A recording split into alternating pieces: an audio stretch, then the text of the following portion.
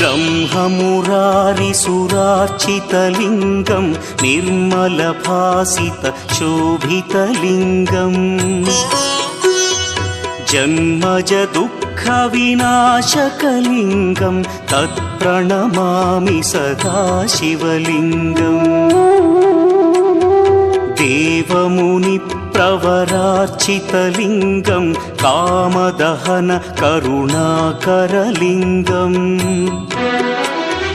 रावणदर्पविनाशकलिङ्गं तत्प्रणमामि सदा शिवलिङ्गम्